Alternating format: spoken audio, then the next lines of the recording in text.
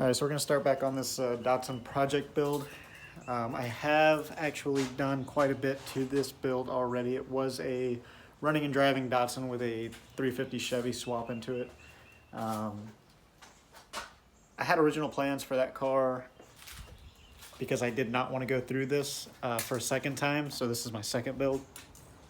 But you know how things kind of escalate, and went ahead and stripped the whole thing down, got on a rotisserie, and the build just kind of took off from there, and now it's kind of like a rabbit hole. But we're gonna get started back on this and take you guys along with me through the whole process. First thing we got to do is move all this stuff out of the way, roll the car out, and I'm probably gonna roll it into the driveway. That way we can see where I left off a couple months ago and get back on track.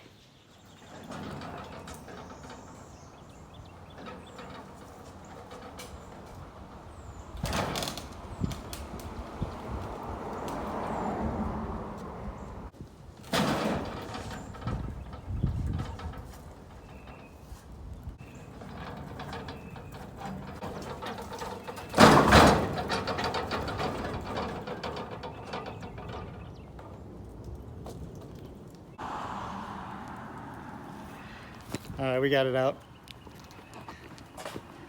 I'd say that one thing that most people battle with a project car is they sometimes turn into a shelf and you just start piling random stuff around it and on it, and it's kind of a natural deterrent of wanting to just work on your car again. So let's get back to it. So this car originally is a 1975 280Z.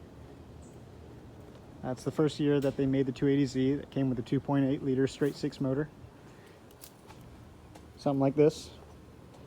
With EFI though, no, it wasn't carbureted. Kind of a basic walk around. Went ahead and took everything out of the engine bay.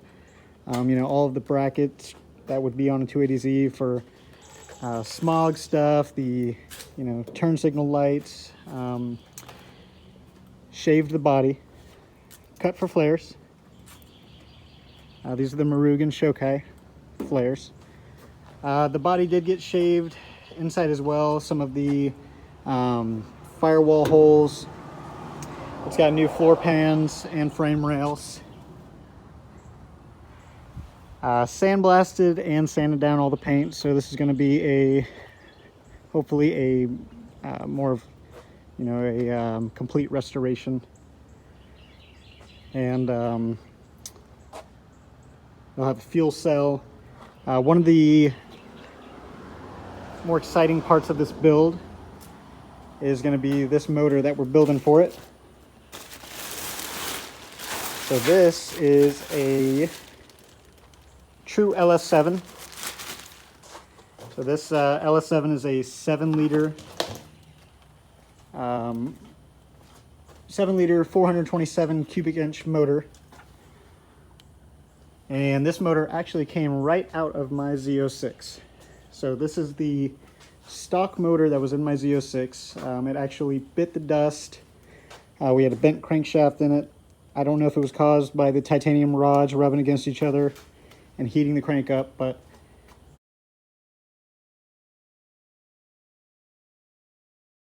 we're about to take this to the machine shop, get it checked. It's got a few scoring issues inside the bores, but I think we can clean them up enough to where we can run an oversized piston in there and hopefully not risk cracking the sleeves to this motor.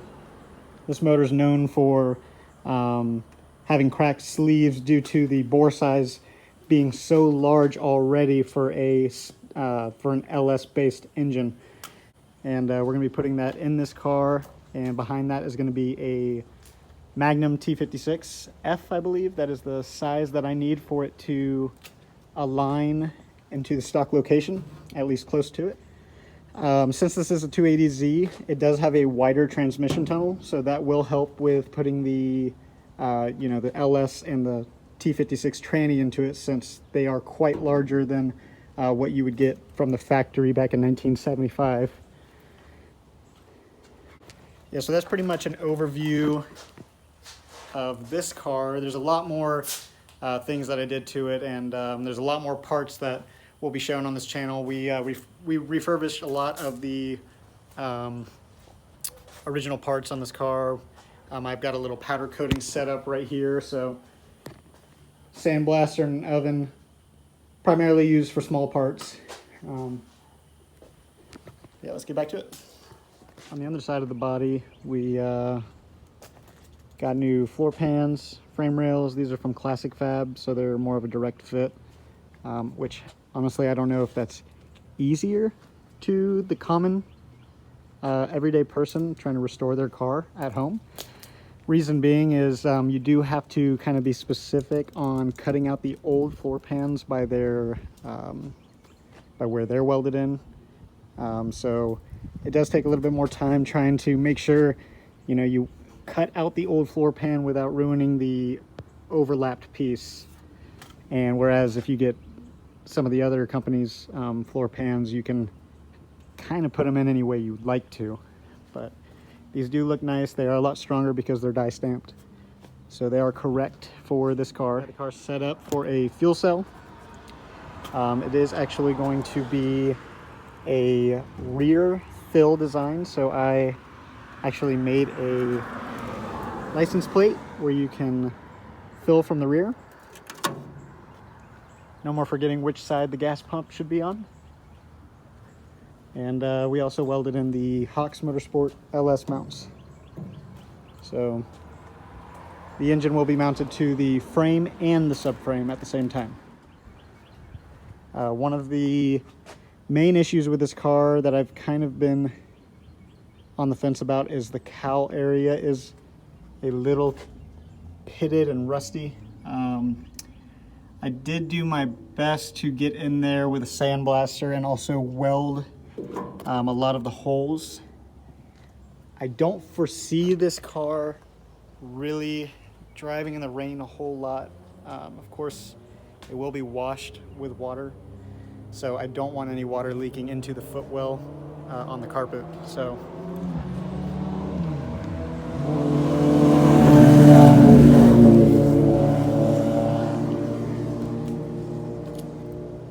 yeah, so I'm gonna really make sure that the cowl is sealed off really well, and that's been kind of like the largest job on this car aside from putting in new floors. Mommy's home.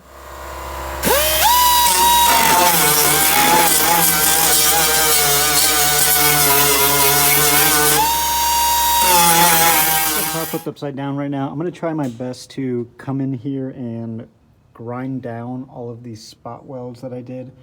These were all really tiny rust pits that went through, and yeah, I'm gonna go through and grind them down as flat as I can. This is all covered by the dashboard, but the main goal is to eventually get them a little more flat and epoxied in so that corrosion does not come back.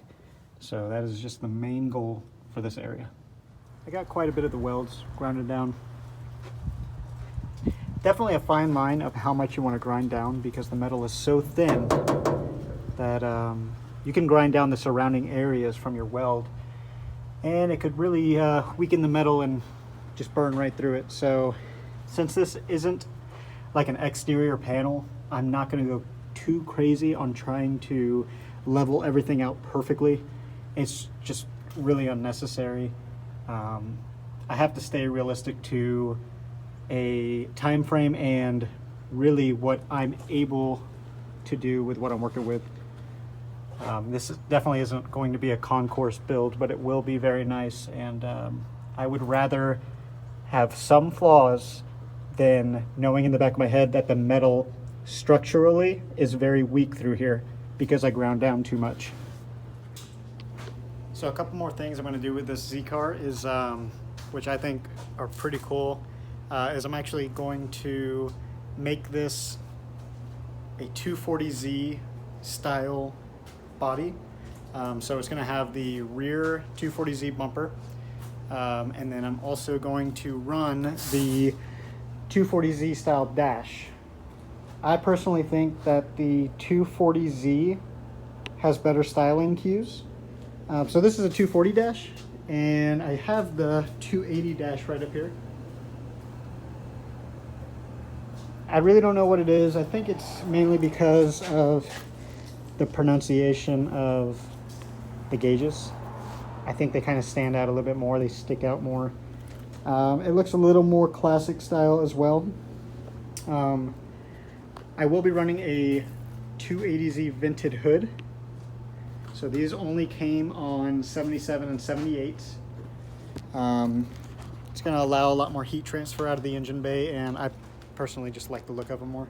I think the biggest thing I'm going to do on this car that most people don't do is we are running a G-nose on this car. So I ordered a G-nose about, I'd say, a year ago. It's probably one of the hardest things to pull the trigger on with this car because of how much they cost, and you know, for a piece of fiberglass. But I already have it. I've had it for, you know, about a year now, and that's something I'm really excited about fitting up on there once this thing is off of the rotisserie. So yeah, we're gonna have a 280Z with 240Z styling cues with a G-nose. Another thing is I wanted to kind of come up with a quad tip design for this Z. Now, I know most people probably are going to think that's pretty stupid and ugly. I too, you know, am a fan of the single tip design. I had a 2JZ, 260Z, and I loved the way the single tip came out of the back, you know, kind of at an angle.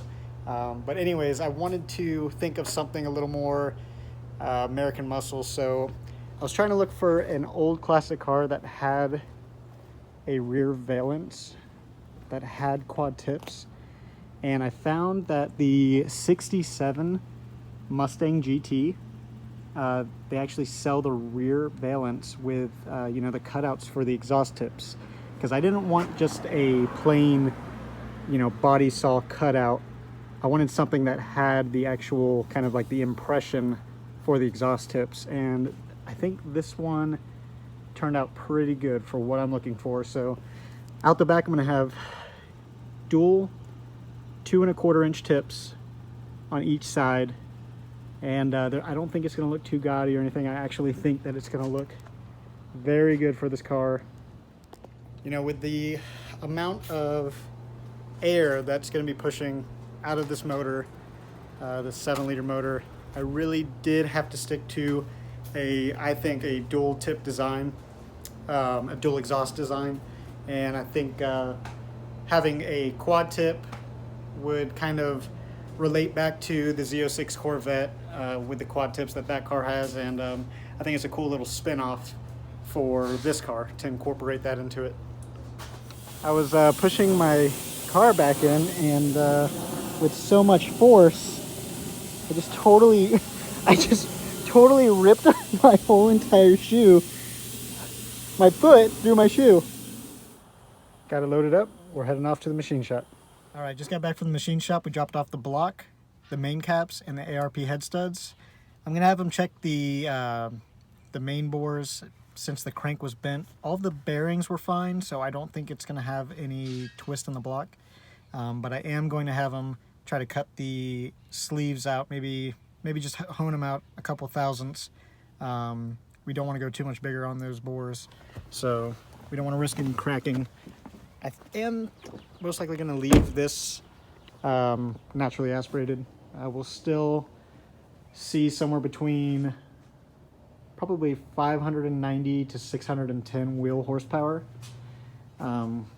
with the type of parts I am putting in that LS7, so it's going to be a monster. So that's going to do it for this video. This is really the first part in getting you guys up to speed on what's already been done to this Datsun. In the next video, you're probably going to see us finish the metal work on this car and possibly get it an epoxy primer. Really excited for that. It's been a long time coming, and we're just now getting steam back on this project. So if you like what you're watching and you want to keep up with this build and all the other Humvee builds, just subscribe to the channel. Thank you. That's a hard day of work right there.